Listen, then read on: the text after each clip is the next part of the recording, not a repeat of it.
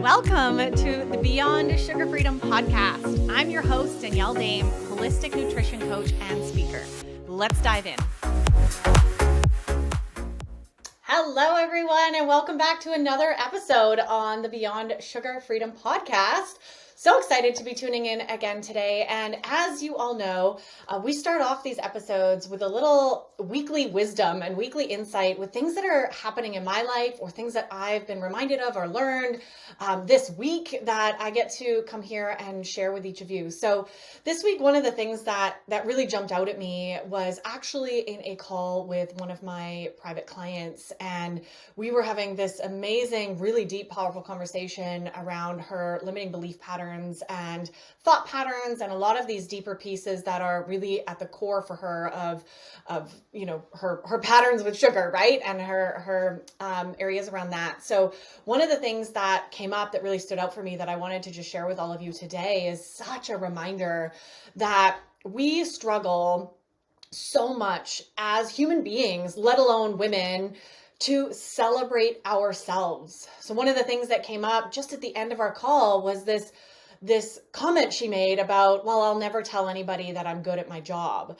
And it really, triggered for me, like, okay, there's something deeper here, because when we are not able to own when we're good at something or talented in some area of our life, that's such a sign of a deeper root belief that it's not okay to celebrate ourselves, right? That it's not okay to own when we're skilled at something, when we're amazing at something.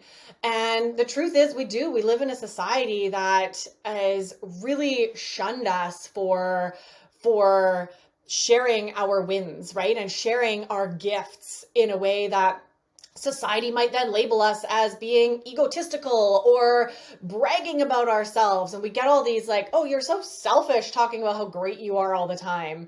And obviously there's a line, right? Obviously for each of us, we know where is sharing and owning our celebration of ourselves coming from, right? Is it coming from a place to get attention and to brag?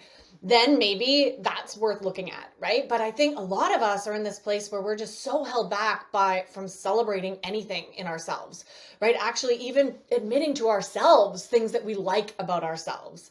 This is such a huge topic. We'll obviously have to have a whole podcast episode about this, but it's so important. And I wanted to just bring that forth because this is something that came up again this week.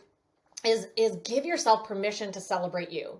And maybe you're not quite ready to do that publicly, but maybe even just to yourself at the end of the day in your journal, writing down what's one thing that I love about myself today, or one thing that I'm proud of today, right? Maybe, hey, I went for a walk today, right? I got out of the house today. I mean, that's a big win for a lot of us over the last 2 years. Yay, I got out of the house, right? Or I made a really difficult phone call, or I had a really healthy dinner tonight. I drank a good amount of water today. There's every day we do something that we should be proud of. Like there's always something, maybe it's, hey, I didn't get triggered in a conversation with my mom like I normally do, right? Or I was able to be kind to somebody who was mean to me. I mean, these are huge wins, let alone really being able to own our amazingness as human beings, and be able to stand up in front of somebody and say, I'm amazing at my job, right? And I am so gifted at X, Y, and Z, like I'm really great hiker. That's one thing that I always love sharing. Like I'm a really fast, awesome multi-day hiker. My husband and I love doing that and grateful that we're at the same pace, but like I rock at that. I'm really good at cooking. I'm really good at all of these things. And I think that the more that we become confident in ourselves, the more that we can actually share that from a place of just loving ourselves, not to be braggy, not to be, egotistical or, showboating or anything, but really just owning like, yeah, I am actually really good at these things. Let me come over and cook you dinner. I'm really amazing at cooking, right? And really just loving ourselves in that way. So please, the message here as we start off this episode, before we dive into the real meat and juice of this episode, is to give yourself permission to celebrate you, right? And you might want to start off by just doing that privately in your journal, and that's going to be uncomfortable for a lot of you already. So start there, right? Start there. What's one thing that I love about myself today? What's one thing I'm really good at, right? And practice owning that, and also feeling. We're going to talk a lot about feelings over the coming months and years, but really allow yourself to feel what comes up when you do that, right? You're going to feel, you might feel some awkwardness, some discomfort, right? And this is societal conditioning. So that's okay. That's normal. Feel it, allow it to be felt, acknowledge it, journal it out. What's this feeling about? What's going on here? Right? Work with somebody that you can actually talk those things out with, which is really, really powerful. So celebrate you and all of your amazingness, because all of us have gifts. All of us are great at things. Yeah, sometimes we're not gifted in some areas, but we're gifted in other areas. Like, I'll fully own, like, technology is not my jam. I don't have the mind for it. I'm so grateful. My husband is good at it. He comes and helps me hook me up with all sorts of things.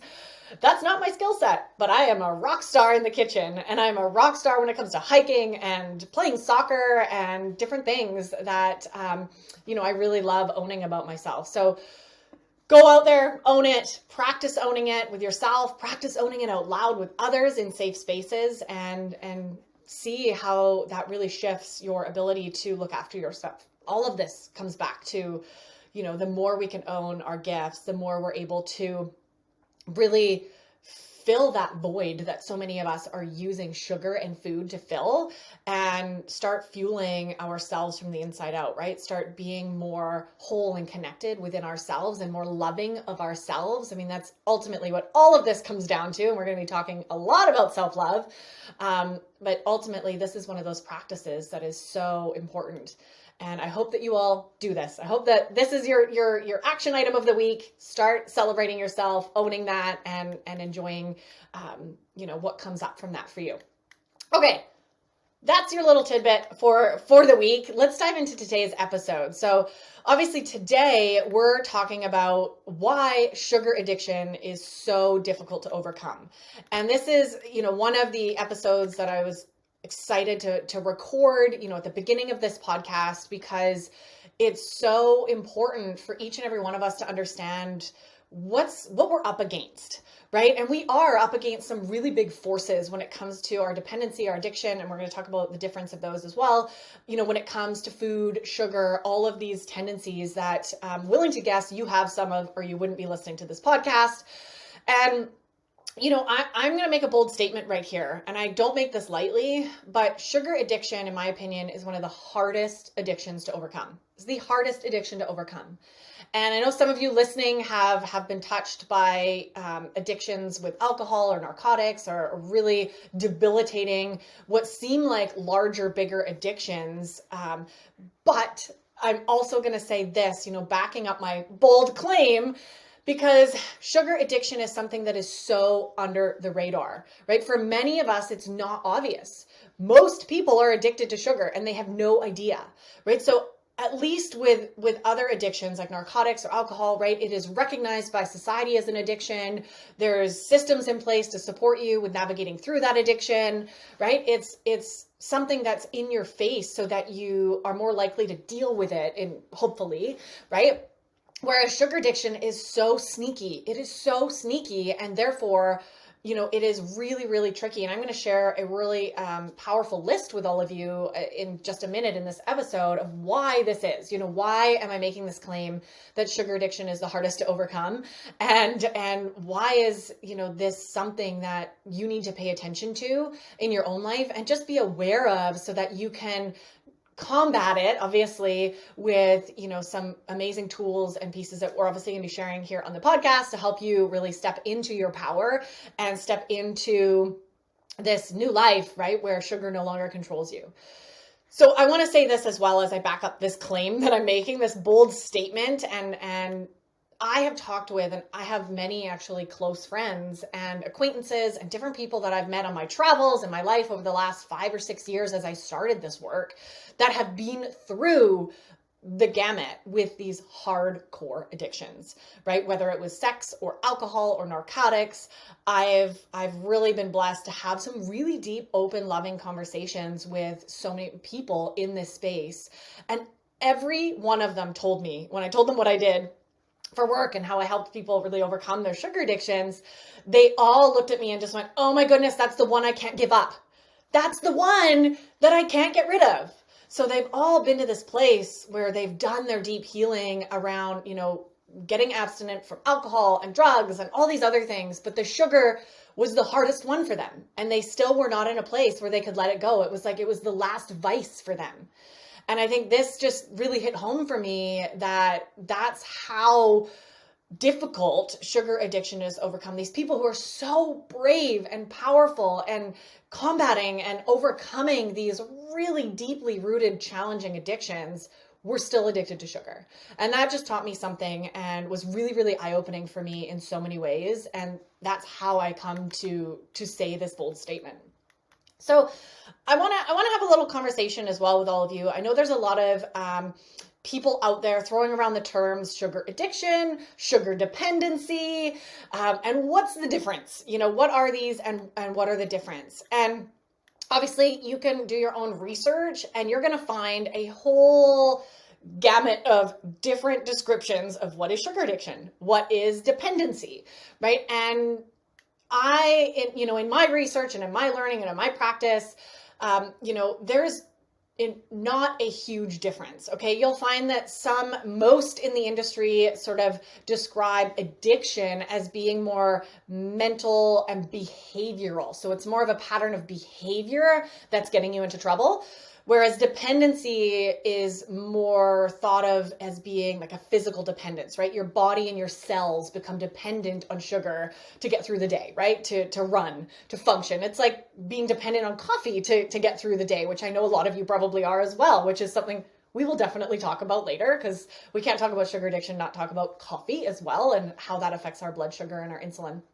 So there can be that tiny bit of nuance. I personally believe that they're very much the same. So throughout this podcast, we're going to be using the words addiction, dependency, sort of interchangeably, because there is also a huge line of thought that, both addictions and dependency can be physical and psychological. So you can have psychological dependence, like you depend on sugar every time you're sad or emotional, right? Or you're stressed. It's that psychological, emotional dependency. And you can have addictions that are physical dependence as well. So they really do cross over and are very, very similar. So here, we're not going to worry too much on this podcast. And I definitely will have guests coming in, maybe talking more to that and their research and what they've discovered down the road. But for the purposes of, these episodes that we're doing, we're going to use those words interchangeably and just understand that it doesn't really matter what word you use. You understand that what we're talking about here is that pull of sugar when we have cravings, when you go off it, you have withdrawals, and many of you have never experienced that because there's a fear of those withdrawals. There's so many fears, and we're going to be talking a lot about those fears as well. So many good episodes coming up for you. Can you tell I'm excited to get recording all of these? Oh, it's going to be an amazing journey. I hope you're having fun already with me. I want to just talk about addiction here for a second. And again, we're going to start using those words interchangeably, but I can't talk about addiction and not talk about Gabor Mate. Okay. So anyone who has never heard of Gabor, I am a huge fan of his work and his study of addiction on the streets, actually in Vancouver, which is one of the highest populated areas of drug users around the world. And he's worked there for many years as a physician studying addictions. And I just so love his message and what he has discovered. He has a lot of amazing books for anybody who's interested in sort of diving in. He talks a lot about the mental, emotional components behind addiction. And, in his words and his description of addiction being a behavior that gives pleasure or relief in the short run, but that you suffer negative consequences from in the long run. Okay. And you have an inability to give that up, even though it's harming you in the long run, right? It might be harming your physical body, like with sugar, or your relationships, like maybe with drug use, right?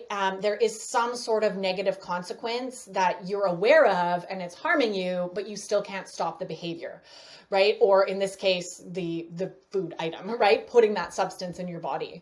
And the reason that I think like Gabor's view on addiction is so powerful and so different, but so right, in my opinion, is that really understanding our addiction, so our dependency, our going to sugar, our going to food when we're not feeling well, right, is actually an attempt to solve a problem. And that problem is usually pain and suffering. And this attempt to solve a problem is actually based on what happened to you. So it's from an event, a trauma that we all have carried since childhood. We all have, whether it's a big T trauma, little T trauma, we all have something that happened in those first 7 to 10 years of life, which are the most influential, that shifted our view of ourselves and the world in a very difficult way, right? And has actually caused us pain and suffering. And the addiction is just a solution, a subconscious solution to make that pain go away. And I think this is such an empowering and incredible way of looking at addiction, because it takes the shame out of it from us, which we're going to talk about shame because this is a big piece of what lays at the root as well. But it really helps us understand that like our psyche and our brain was actually trying to help us solve a problem. It was actually trying to help us through pain and suffering. And the pain and suffering came from an event, right? Whether it was a big T trauma that you had, or little T traumas, or simply your parents ignoring you as a child is a trauma. Not being cuddled as a child is a trauma. Feeling disconnected, not loved. I could go on and on about this stuff, right? This is all trauma that shifts our ability to soothe ourselves and our ability to know how to navigate challenging emotions and this pain and suffering. So that's where these patterns come in. It was actually a solution to a problem. I remember the first time I heard Gabor talk about that, I just had this huge mind-blowing moment that, you know, I wasn't doing something bad for myself, right? I mean, in the end it was, but it was actually my body trying to help me. And that kind of gave me a way of being more compassionate to myself and understanding that, oh, okay, these tendencies and this like actually came about for a reason. Like my body was trying to help me. My mind was trying to help me. It just got misguided because I didn't have the tools, and our society doesn't have the tools to support people through traumatic events or difficult pieces, or understanding that the type of support we need. So it's a societal, you know, huge societal issue, not having those supports in place. So it wasn't my fault. And I think that's really important for all of you to know, that it's not your fault either. And one of the many other things that I love that he says and really reminds all of us that I want to mention here is to stop asking even ourselves, asking other people, why the addiction, right? Why am I addicted to sugar? Why the addiction? And change that question to why the pain and suffering? What happened to you? Okay, not who you are, not what's wrong with you, right? Like so many of us see people struggling with addictions and we think, what's wrong with you? You must be broken. That is so wrong. And we are never going to navigate out of these issues with addiction until we start asking better questions. So I love that. Changing why the addiction to instead ask why the pain and suffering. What is it that happened to you, right? And this is where we have to start owning and looking at our traumas and looking at our past patterns, looking at how we grew up, looking at how we were supported or not supported emotionally in childhood, which most of us weren't, and really start looking at those root causes, which is definitely what we're going to be doing here on this podcast. Hopefully one day we'll be able to get Gabor on here live. That is one of my goals, so stay tuned for that. Anybody who knows him, let's get him on here, help me out. And really understanding that these pieces and these layers behind us, again, are not our fault. We were trying to solve a problem. We were trying to support ourselves in some way, and it just got out of hand in an unhealthy way because we weren't taught the tools to do it in a healthy way. It's not our fault, okay? But it is our responsibility to now wake up to this and own what's going on if we want to make a change in our lives. So it may not be your fault, but it is your responsibility to do something about it if you want to live a long, healthy, and happy life. So I want to mention here before I start getting into, you know, the list I have to share with you with why sugar addiction is so difficult to give up is also something that I feel really passionately about here. We're going to talk about identity, absolutely, in a later podcast. But for right now, I just want to throw in a reminder here because so many of you, I know, are labeling yourselves as sugar addicts, right? Or maybe not yet, but maybe you're starting to think about it and you're like, am I a sugar addict? Am I a sugar dependent person? You know, and really starting to do these I am statements And when we do that, we put ourselves in a box that is almost impossible to get out of.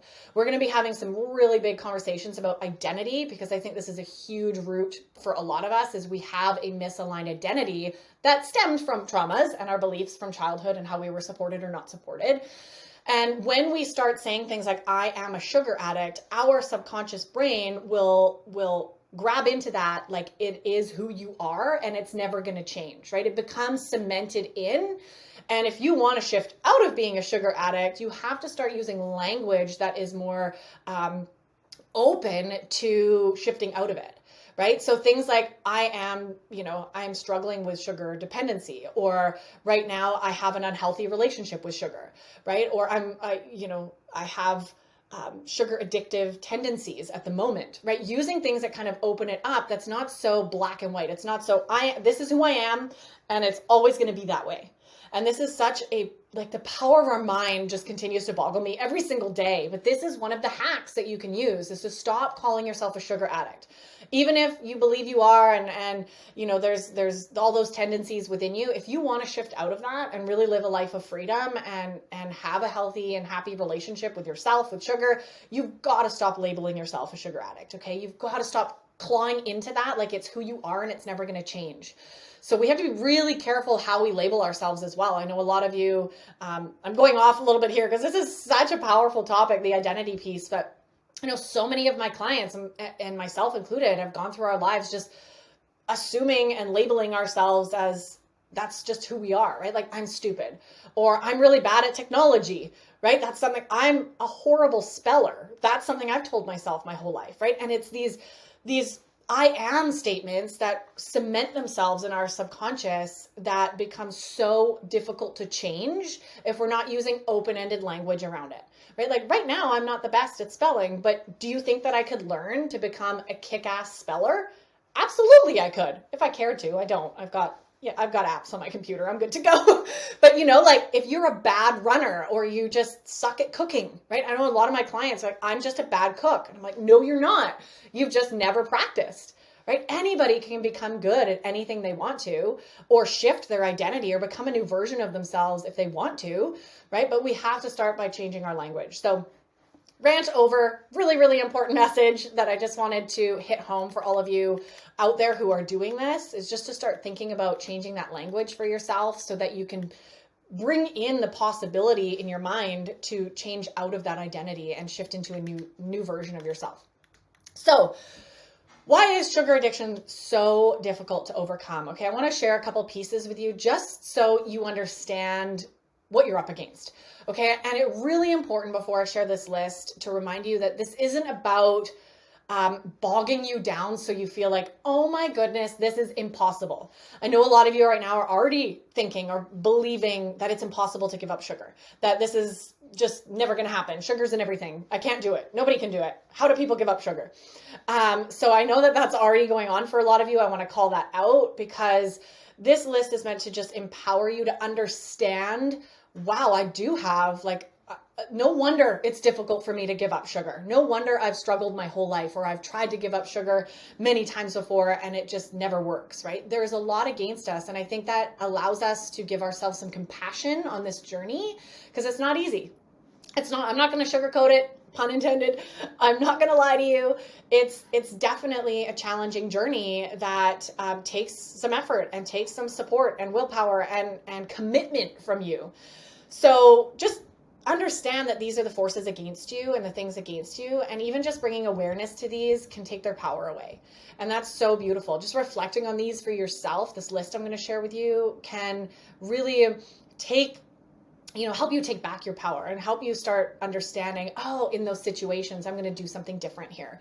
And really just get stronger in this journey, right? Really step into that power and speak up for yourself and start making these changes, and know that you're not alone. So we'll talk about that after this list, of course, as well.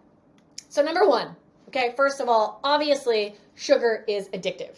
Very, very addictive. We talked a little bit about that in the last episode, but physically in our body, sugar has such a powerful effect, especially on our brain and our dopamine centers, right? It becomes our like happy hormone, right? And when we don't have sugar, we're not happy. So we got to keep eating it. That's really simplified way of describing it, but there is like such a physical reaction, and we'll talk more about this. I'll be bringing in guests who are more apt to talking about the actual science behind the sugar addiction and what it does. So the physical piece is so important to acknowledge. A lot of us walking around with imbalanced gut microbiome that leads to cravings for sugar, and we think it's our problem or our fault, right? And we guilt or shame ourselves, but it's actually a physical imbalance, chemical imbalance in the body that is totally fixable, totally doable. And that's just really, can be empowering to understand. Number 2, right? The social pressures. Okay, we're going to definitely have whole episodes about how to navigate this, but there's social pressures to eat sugar at every turn, right? It's an office party. It's, at your family's house every Friday night for dinner. It's, a girls' night with your friends. It's everywhere, right? It's definitely, there's so much pressure to eat sugar, especially if, say, somebody's baked you something, right? Like there's so many social nuances that can be really tricky to navigate. What do you do when somebody gives you cookies that they baked fresh, right? Like, I better eat them, because if I don't, they're going to think I'm not accepting their love, which ultimately is what that exchange is, right? There's so many pieces behind the social pressures around it that it can get really, really tricky. The another reason, and we're definitely going to be talking a lot about this, is the emotions. So one of the reasons sugar addiction is so difficult to overcome is it becomes our emotional go-to. And for most of us, it's been our emotional go-to for our whole lives. I know myself included, this was right from childhood. It was every time I was sad or stressed or overwhelmed or depressed or anxious, I would eat sugar and it would make me feel better. So there's this loop and this belief system that we need to get out of. And this is something that I'm so passionate about. And one of the reasons why I created the free 3-part workshop series that actually you can check out the show notes below and download. If you want to dive more into the emotional conversation, you've got some videos there that you can download for free, and some workbooks that I guide you through a deeper dive into this emotional conversation. So definitely head down to the show notes below and download that. So outside of emotions, it's everywhere, right? It is everywhere. Okay. And I know that this is this is also a limiting belief. So I want to be careful about saying this, because it's not everywhere. There are a lot of food, and we are so grateful to have access to food that doesn't have sugar in it. We can eat whole, real foods. We have access to that here, and it's not everywhere, but in our minds it is, right? Sugar is in a lot of things. It is always in your face. It's at the checkout. It's at your, in your cupboard. It's in your friend's house when you go for dinner. It's everywhere. It's on the bus. Like it's just in your face. There's always somebody eating sugar, so you see it, or it's always there available for you to grab. And at the same time, it's cheap. Sugar is super cheap. And we might talk about the reason of that and the actual history of sugar. That'd be a great episode that we'll do in the future. But for now, just know that sugar is so cheap, and this is one of the reasons, and especially with the new types of sugar that they're developing, food scientists are developing, just becoming cheaper and cheaper, making sugar out of corn and beets, and it's so cost effective and addictive. Right? The food industries are like, yes, win-win. It doesn't cost us much to use, and it's going to get you addicted. So you keep buying our products and we keep making more money. That is unfortunately how our system works. And it's really important to understand that that's something at play. So it's cheap, right? Like it's a lot more expensive to be addicted to cocaine or even alcohol. It's a lot more expensive. And that's a barrier. Right? Like, we know those things might make us feel better too, but let's go have the sugar because it's actually a lot more cost effective, and I can't afford the cocaine, right? So we're going to go for the sugar. So the cost of it is really, really detrimental as well, especially when we talk about kids, right? Kids can now spend their allowance just going and buying. And that's what I did growing up. Every time I would make some money doing chores or things around the house, I would go to the store and buy penny candy, right? Like, I would go and just like load up because I could, right? And, it was so accessible that way for me, cheap, it was everywhere. This actually brings me into the next point, is that it is socially acceptable anywhere and anytime. Right? So this is one of the reasons I believe that sugar addiction is the hardest, especially compared to other addictions like narcotics or alcohol or things like that, is that it's acceptable everywhere. You don't have to hide it.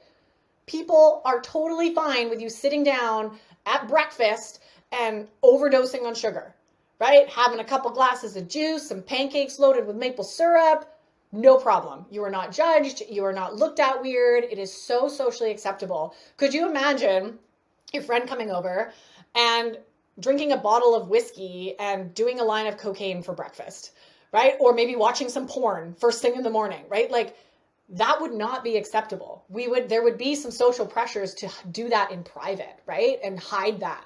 So this piece is so big around sugar because it's so easy to just feed your sugar addiction everywhere at any time. You know, a kid's birthday party, you know, go ahead, go crazy. You're not going to do that with like a bottle of whiskey and some cocaine, right? That's the example apparently that I'm using. You know, you're going to be told to leave that party if you do that, right? You're going to be told to, hey, get it together. Like, do you need some help? Like, that's a problem, right? And people might start being concerned for you and actually wanting to help you. But with sugar, people just think it's normal. People think, oh yeah, no, he's no problem. He's just having pancakes and maple syrup and a couple glasses of orange juice. That's totally fine. He doesn't have a problem, right? So we don't think people have a problem, then we can't support each other socially. So, and we don't even know we have a problem a lot of the times, right? Which makes it so tricky. Another one of the reasons here is that it has become our go-to for treating ourselves and rewarding ourselves. So treating ourselves after a promotion, right? Or a job well done. You know, we reward ourselves for going to the gym. Like, I had a great day and I ate really well today, so I'm going to eat a tub of ice cream. Like, how does that make sense? But it is how we're wired from childhood. And we'll talk more about this in other episodes. But as children, you know, this is the reward system that we've learned. Right? Reward yourself with ice cream. You did good. You got good grades at school. Let's go to Dairy Queen. Up here in Canada, that's a big, like, you know, ice cream parlor. And that was my go-to. We had a great soccer game. We would always go to Dairy Queen after soccer games. Actually, even when I didn't play well, we went. So it was still a reward for like a good effort, Danny. And we would go, right? And that was like just such a patterning that all of us carry. And now, you know, it takes some effort to kind of break through. So this treat reward system, which so many of us want to celebrate ourselves or treat ourselves at the end of a long day, right? Or something good happened, right? We're celebrating. And that's a piece too around the emotional conversation, that it's linked to every emotion, right? So we can think of any single emotion, whether it's a heavy emotion or a happy emotion, and we can link that to sugar, right? So if you're, you know, grieving, you're going to eat sugar, right? If you're celebrating something and being happy and in love, I mean, look at Valentine's Day. I hate Valentine's Day. I'm going to say that publicly. It is so toxic. Not only just to have one day to spread love, that needs to be every day, by the way, people, but the commercialization of just, if you don't buy somebody chocolates, that means that you don't love them. Like, come on, like, how has a day gotten so deeply, and I know how, but it's just sick. You know, it is really sick to think about that. That's how we spread love. That's how we treat ourselves and show that to others as well. So we need to start shifting out of that. Another reason that this addiction is so difficult to overcome is that it is hidden in foods without you even knowing about it. So this is where a lot of people have no idea they're actually overdosing on sugar. And every time that I give a speech or share this, and I actually have a couple like boxes of food items, and we go through like actually how to identify what sugar and how much sugar is in the foods that you're eating, people's minds are always just blown. They go, oh my goodness, I overdosed on my whole daily allotted amount of sugar at breakfast. And when you have that realization, it's so eye-opening. You, oh my goodness, like, I didn't think I had a problem. And then you can start to come to terms with, whoa, like, I need to do something about this and look at this. So in next week's episode, we're actually going to be doing that. We're going to be talking about label reading and how to identify and how to know where the sugar is hiding, because that is step one. You've got to know what's going in your body and get a baseline of where you're at. How much sugar are you eating every day? And be really honest with yourself and gauge, okay, like, maybe there's some big things I need to change, or just some little tweaks that I need to change, or I need to get off this stuff altogether, and go from there. But really, this hidden factor, right? Most of us don't even know that there are over 100 different names for sugar on products, like in food items. I'm calling them products and food items because they're not real food. They're just items that sort of look like food. So, we really have to start empowering ourselves with that knowledge so that you can become an investigator in your own life. Another piece that goes with this is confusion, right? The food industry has done a really great job at confusing us, making over 100 different names of sugar, not really, a lot of people not really knowing what is sugar. We'll definitely have that conversation here as well, right? Like, is agave sugar? Are oranges sugar, right? Nobody really knows. There's no one like agreed upon definition of sugar, and that can make it really confusing. And if we're confused, our nature is just to not do anything about it, right? Like, I'm confused. I'm not going to do this perfectly, so why bother? That is a lot of us. That's where our mind goes. So we just don't bother changing anything. So confusion, for most of us, enables like inaction, and then we don't actually even try to make changes or shift. So that confusion makes it really difficult. Another one that is this psychological piece behind, the difficulties of giving up sugar addiction for you to be aware of is and this kind of ties in with the social pressures, and I will definitely record a longer episode on this because this is really tricky for a lot of us, is the truth that going off of sugar or really making any positive change for yourself and your health will trigger people around you. It will definitely trigger people around you. And this is a tough pill to swallow because we know people around us love us. Hopefully you're only surrounded by people who love you.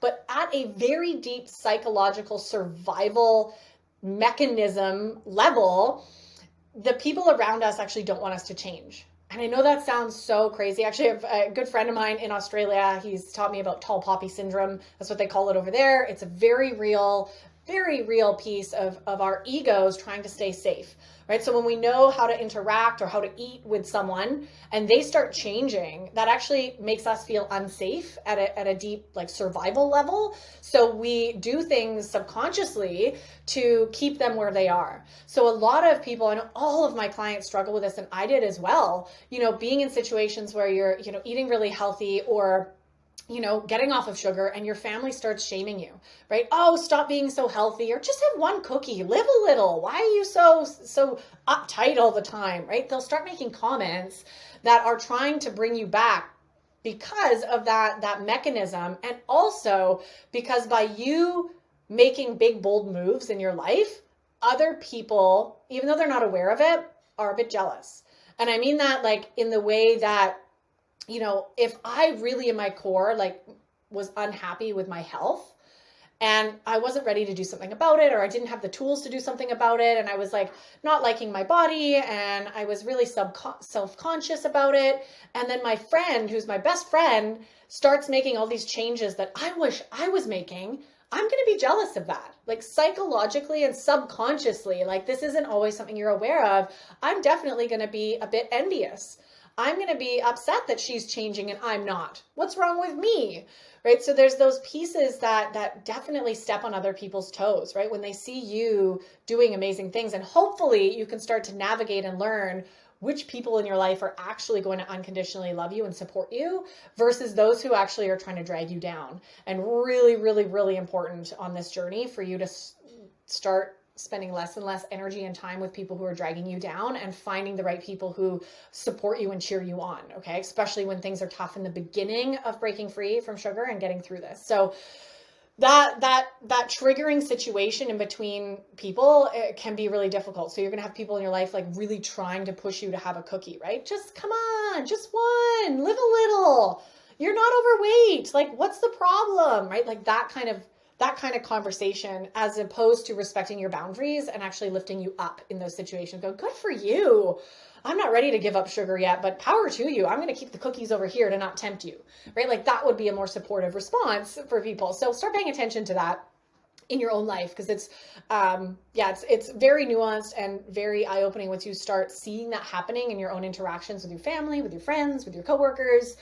So I want to plant that seed so you can start just at least being aware of that. You don't have to say anything or do anything, but just being aware that that's happening. And the last one I want to share, obviously this list goes on, but these are the biggest reasons that I see. And this last one is the truth that it can be lonely. So lonely. right? It can be. When I went through my sugar addiction journey, and I know I shared this a couple episodes ago, my story, I spent a good 2 to 3 years struggling all on my own.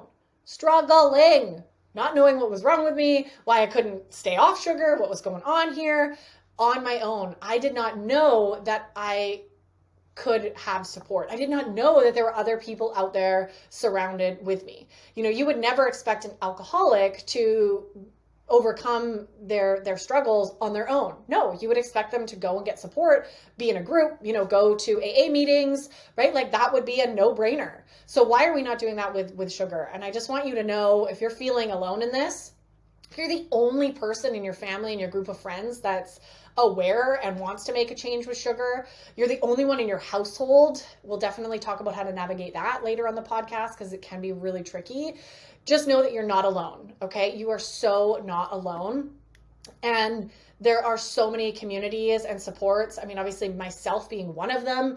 There are so many people coming out now actually supporting around sugar addiction. And it's so beautiful to see this movement online and anywhere in the world. You can be anywhere in the world and get incredible support and community. And that is so vital. Okay. I want to sort of wrap this episode up with that message that finding the right guide for you and the right community of other people so that you're not alone, you're not crazy. You can share tips and ideas about how to navigate tricky social situations and emotions and all of these pieces that I've just mentioned, and share resources as well, is just so important. Like you will not succeed on this journey if you do not find the right community that is going to be safe and non-judgmental and supportive.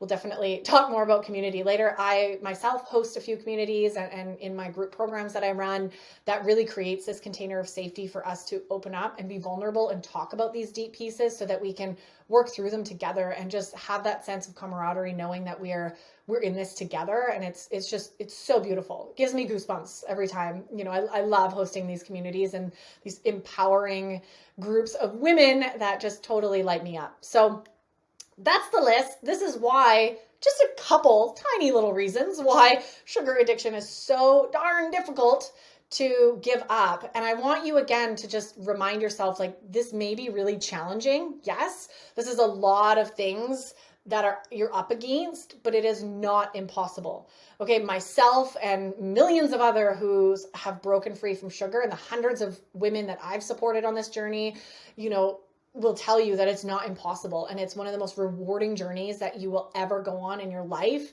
One of the most life-changing journeys when you start healing your relationship with sugar, and really at the root, healing your relationship with yourself.